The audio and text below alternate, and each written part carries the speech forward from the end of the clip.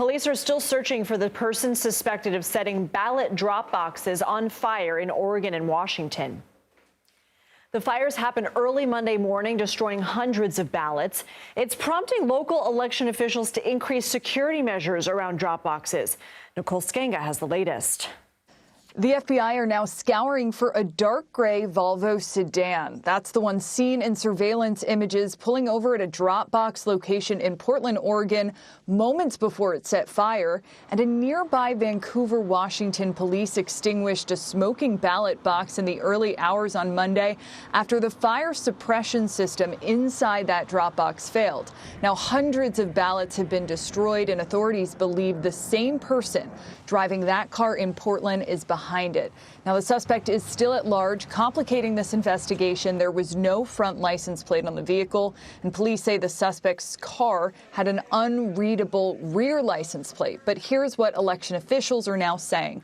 All of the damaged ballots in Portland, there were 3 there, were traced back to voters. Their ballots will be counted.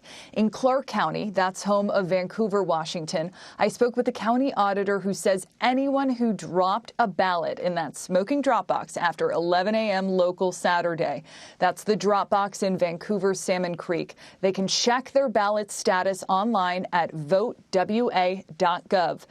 There, they can also submit a request for a new ballot. This as a bulletin published yesterday by the Department of Homeland Security's Office of Intelligence and Analysis is warning that some are calling for violence in online forums associated with domestic violent extremists connected to election fraud narratives. Now, those threats, according to DHS, are primarily targeting election officials or voting infrastructure, and analysts there now warning law enforcement that some of these individuals online are also calling for the sabotage of ballot drop boxes, circulating their methods on these online forums. Police say they have stepped up patrols around these ballot boxes in Washington and Oregon. And in Clark County, local officials have even assigned ballot box observers to watch that county's 23 ballot drop boxes around the clock, 24/7, up until Election Day. Lindsay? Nicole Sganga, thank you.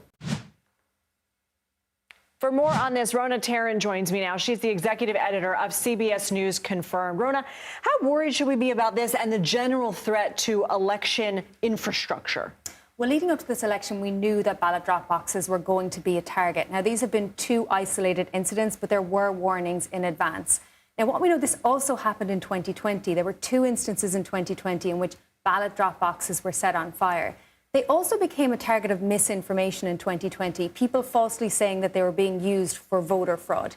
So what's important to remember here is that, yes, these may happen, there may be instances of it, but what people are attempting to do, yes, number one, they may be attempting to destroy ballots, but they're also seeking to sow distrust about the system. Now, what people have to remember is that, when these instances do happen, there is a process in place whereby people can actually cast their ballots afterwards. As Nicole was just saying, and to check and see if your ballot was affected. So 1 week to Election Day, can you please update us on incidents of election fraud, anything your team is monitoring that has happened?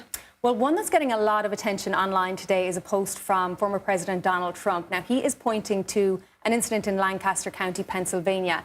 He said they've been caught with 2,600 fraudulent ballots and forms that were all filled out by one person. Now, this actually is false, but it does point to something that's actually happening in Lancaster County. Officials there last week said they have launched a review into around 2,500 voter registration applications that they received right before the deadline.